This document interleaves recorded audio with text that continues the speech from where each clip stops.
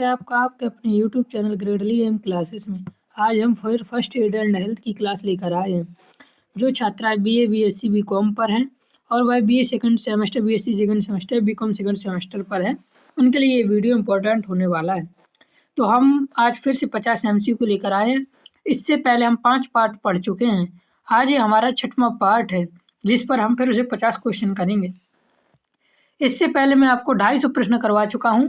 यदि आपको वो देखने हैं तो आप हमारे चैनल की प्लेलिस्ट पर जाकर देख सकते हैं। उसका लिंक आपको डिस्क्रिप्शन पर मिल जाएगा। ये आपको जैसे कि पता है 500 MCQ की सीरीज चल रही है, जो कि एग्जाम के हिसाब से मोस्ट इम्पोर्टेंट और मोस्ट रिपीटेड क्वेश्चन को हमने लिया हुआ है।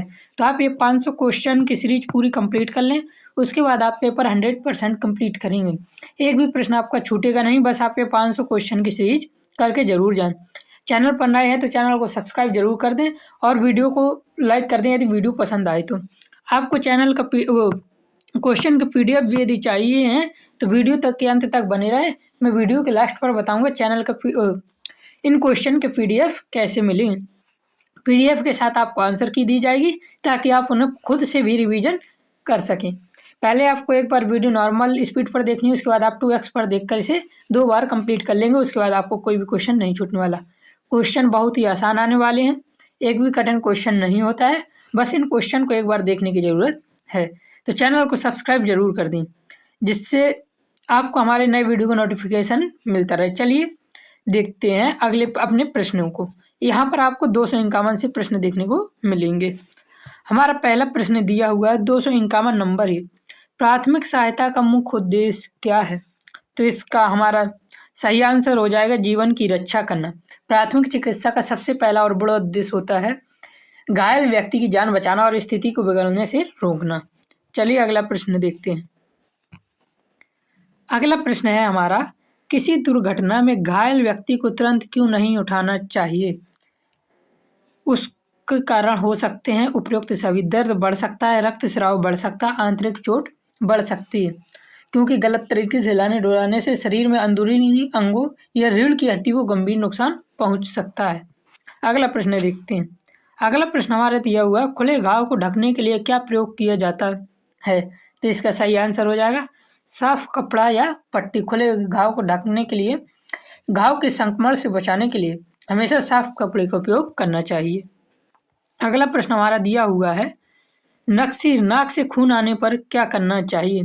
तो नाक से खून आने पर सिर आगे झुकाकर नाक दबाना चाहिए। इससे यदि आप सिर आगे झुकाने से खून गले में नहीं जाता है और नाक के कोमल हिस्सों को दबाने से रक्त प्रवाह क्या होता है? रुक जाता है। अगला प्रश्न हमारा दिया हुआ देखिए, बेहोश व्यक्ति को जीभ किस कारण खतरनाक हो सकती है? तो इसका सही आंसर हो जाएगा बेहोश व्यक्ति की जीभ पीछे गिरकर श्वास नली बंद करने से खतरनाक हो सकती है। सिर आगे झुकने से खून गले में नहीं जाता है और नाक के कोमल हिस्से को दबाने से रक्त प्रवाह रुक जाता है। चलिए अगला प्रश्न हमारा देखते हैं। अगला प्रश्न हमारा दिया 256 नंबर, दम घुटने की स्थिति में सबसे पहले क्या करना चाहिए? तो दम घुटने की स्थिति में फीट थपथपाना या हेमलिक विधि का प्रयोग करना चाहिए। यदि गले में कुछ फंस जाए तो फीट थपथपाने या पेट पर दबाव देने से बाहर निकल सकता है। अब दम घुटने के कई कारण हो सकते हैं, आप इसके आंसर के अनुसार हमें फीट थपथपाना चाहिए। अगला प्रश्न देखते हैं। अगला प्रश्न हमारा दिया हुआ है, हेमलिक मैनूवर का प्रयोग कब किया जाता है? तो हेमलिक मैनूवर का प्रयोग सांस रोकने पर या चोकिंग के लिए किया जाता है। यह एक आपातकालीन तकनीक है जिसका उपयोग तब किया जाता है जब कोई वस्तु किसी के गले में फंस जाती है और वहाँ सांस नहीं ले पाता है, तब हेमलिक मैनूवर का प्रयोग किया जाता है। अगला प्रश्न हमारा देखिए, प्राथमिक सहायता बॉक्स में निम्न में से क्या नहीं होना चाहिए? प्राथमिक सहायता बॉक्स में डेट एक्सपायर्ड दवाइयाँ नहीं होनी चाहिए। अगला प्रश्न हमारा दिया हुआ है, रक्तस्राव के प्रकार हैं, तो इसका सही आंसर हो जाएगा उपयुक्त सभी। धमनियाँ, सिरा, पारक और कोशिकी, ये तीनों रक्तस्राव के प्रभाव हैं। शरीर में रक्त का बहाव इन तीनों प्रकार की वाहिकाओं में ब्लड वेसल से हो सकता है। अगला प्रश्न देखते हैं।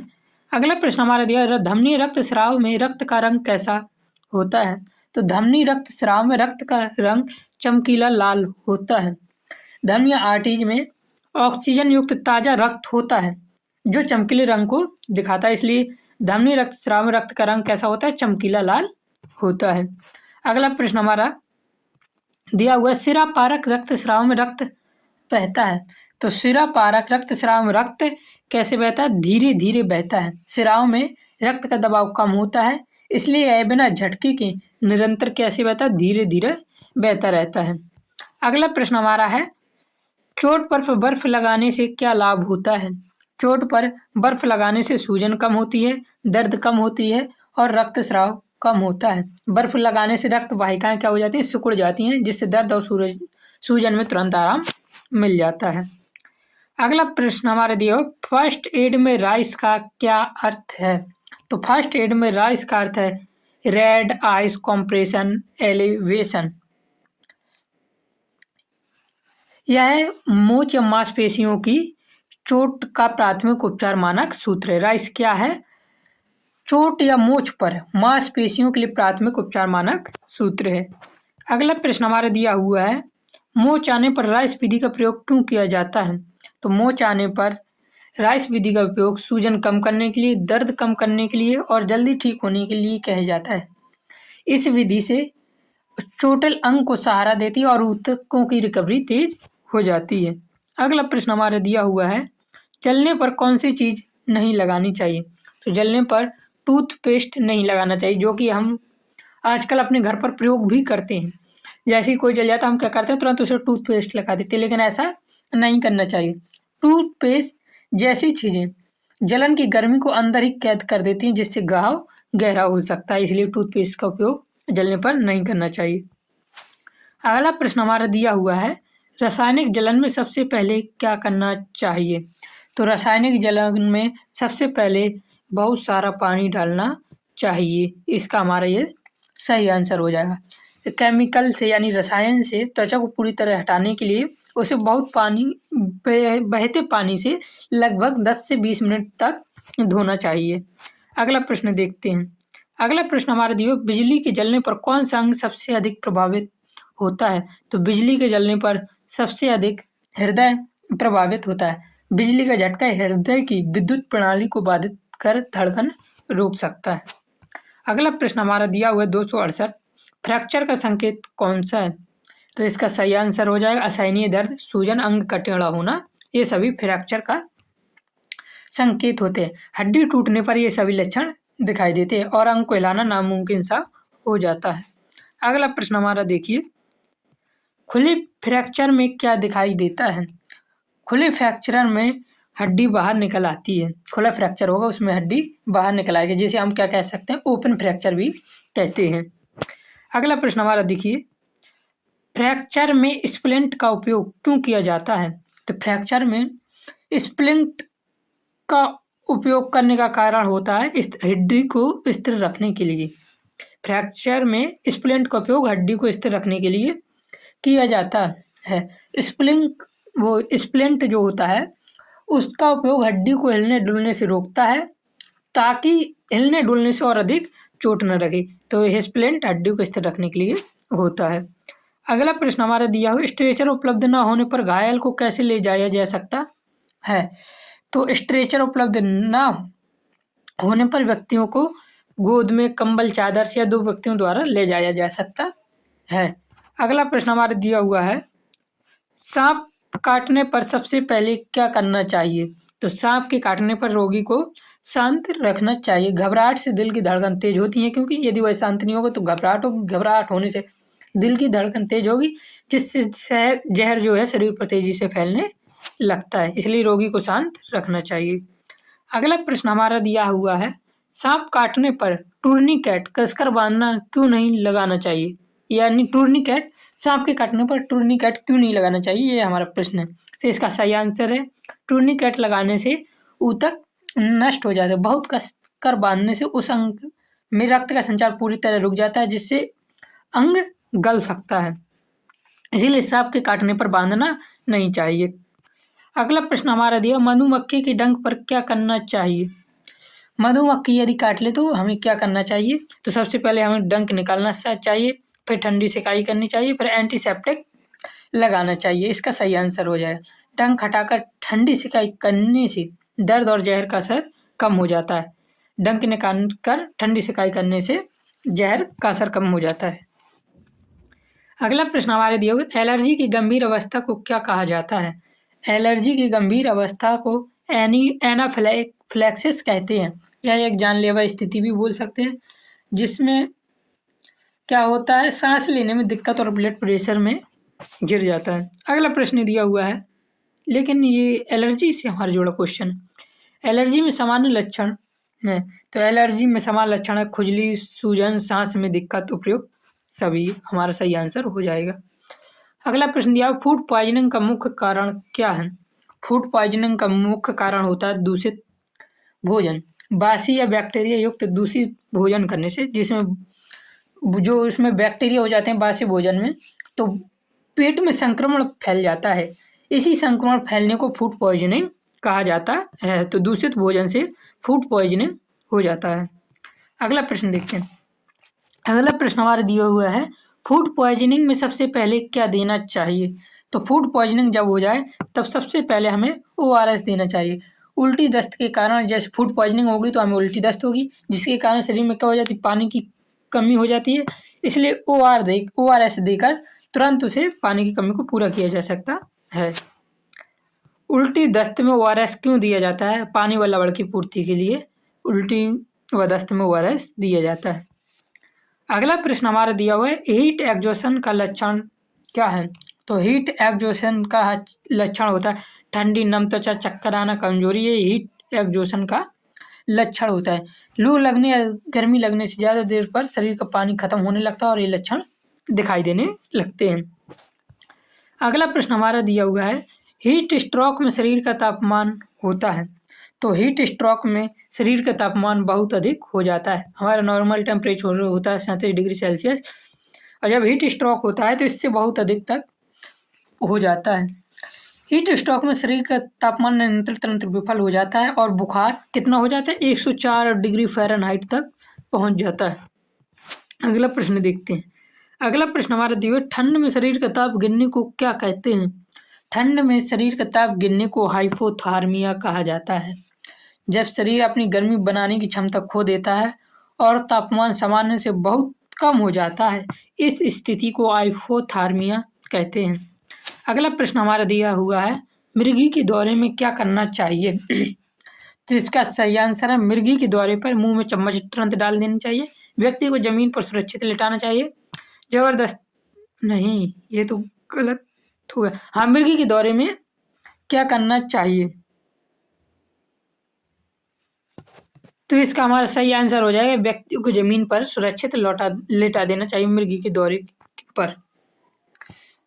अगला प्रश्न हमारा देखते हैं। अगला प्रश्न हमारा दिया हुआ है, मिर्गी के दौरे के बाद व्यक्ति को क्या चाहिए? तो मिर्गी के दौरे के बाद व्यक्ति को आराम, शांत वातावरण और निगरानी चाहिए। इसका सही आंसर हो जाएगा उपयुक्त सभी। अगला प्रश्न हमारा दिया हुआ है, हार्ट अटैक का सामान्य लक्षण क्या है? तो हार्ट अटैक का सामान्य लक्षण है बाएं हाथ में दर्द होता है, सीने में दबाव और पसीना आना शुरू हो जाता है। इसका सही आंसर है, सीने में दर्द के साथ पसीना आना और सांस लेने में कठिनाई हार्ट अटैक के क्या होते हैं, प्रमुख संकेत होते हैं। अगला प्रश्न हमारा दिया, हार्ट अटैक में प्राथमिक सहायता क्या है? तो हार्ट अटैक में प्राथमिक सहायता का मतलब है आराम की स्थिति में बैठाना।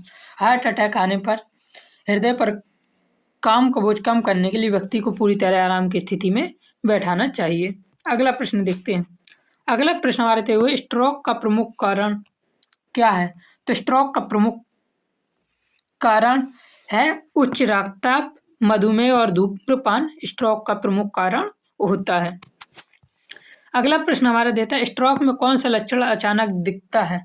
तो स्ट्रोक में अचानक दिखने वाले लक्षण ये तीनों, चेहरे का टेढ़ा होना, बोलने में कठिनाई, हाथ पैर में क्या होती है, कमजोरी होती है। स्ट्रोक की पहचान हम फास्ट शब्द से करते हैं। ये क्या है, शॉर्ट फॉर्म है फास्ट। एफ का मतलब होता है फेस, ए का मतलब आर्म्स, एस का मतलब स्पीच और टी का मतलब टाइम के नियम से की जाती है हार्ट अटैक स्ट्रोक में लक्षण पहचानने की। अगला प्रश्न हमारा देखिए, प्राथमिक सहायता में रोगी से बात क्यों करनी चाहिए? प्राथमिक सहायता में रोगी से बात करनी चाहिए चेतना जगाने के लिए, उसका डर कम करने के लिए और सहयोग के लिए रोगी से बात हमें करनी चाहिए।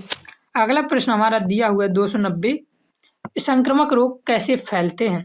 तो संक्रामक रोग फैलते हैं संपर्क से, वायु और जल से और भोजन से। तो इसका सही आंसर हो जाएगा उपयुक्त सभी।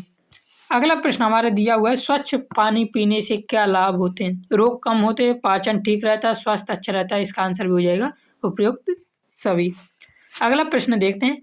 अगला प्रश्न दिया है, व्यक्तिगत स्वच्छता में क्या शामिल है? तो व्यक्तिगत स्वच्छता में हाथ धोना चाहिए, नाखून साफ करना चाहिए और साफ कपड़े पहनना चाहिए। उपयुक्त सभी। अगला प्रश्न है हमारा, सामुदायिक स्वच्छता का उदाहरण क्या है? सामुदायिक स्वच्छता का उदाहरण इसका हम आसानी से दे सकते हैं सड़क व नालियों की सफाई, क्योंकि सामुदायिक है, सामुदायिक सड़क व नालियों पर ही समुदाय मतलब कि हम सब लोगों की सड़क व नालियों की सफाई करनी चाहिए। घर की सफाई हमारी व्यक्तिगत स्वच्छता है, व्यक्तिगत स्थान हमारी व्यक्तिगत स्वच्छता है, कपड़े धोना भी हमारी व्यक्तिगत स्वच्छता है, परंतु सड़क व नालियों की सफाई करना हमारे क्या सामुदायिक स्वच्छता है। अगला प्रश्न हमारे दिया है, टीकाकरण में शरीर में क्या बनता है? तो टीकाकरण में शरीर में प्रतिरोधक क्षमता बनती है। इसका सही आंसर हो जाएगा। टीकाकरण से शरीर में क्या हो जाता है? एंटीबॉडीज बनते हैं, जिसे क्या बोलते हैं? प्रतिरोधक क्षमता, जो भविष्य में बीमारियों से लड़ते हैं। अगला प्रश्न हमारा दिया हुआ है, बच्चों के समय पर टीका क्यों देना चाहिए? तो रोगों से सुरक्षा के लिए देना चाहिए। अगला प्रश्न और दिया हुआ है हमारा, संतुलित आहार में क्या शामिल है? तो संतुलित आहार में कार्बोहाइड्रेट, प्रोटीन व वसा, विटामिन व खनिज सभी शामिल हैं। अगला प्रश्न हमारा दिया हुआ है, नियमित व्यायाम का क्या लाभ है?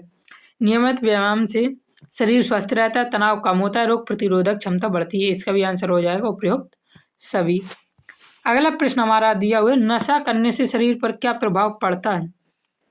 नशा करने से स्वास्थ्य बिगड़ता है, मानसिक संतुलन बिगड़ता है और सामाजिक समस्याएं बढ़ती है। इसका भी सही आंसर हो जाएगा उपयुक्त सभी। अगला प्रश्न हमारा दिया हुआ है, स्वस्थ जीवन शैली में क्या आवश्यक है? तो इसका सही आंसर हो जाएगा पर्याप्त नींद, संतुलित आहार और नियमित व्यायाम। उपयुक्त सभी। इसका भी सही आंसर है। अगला और आखिरी प्रश्न दिया हुआ, प्राथमिक चिकित्सा का सही ज्ञान क्यों आवश्यक है? जीवन बचाने के लिए, आपातकाल सहायता के लिए और स्थिति बिगड़ने से रोकने के लिए। इसका सही आंसर उपयुक्त सभी है।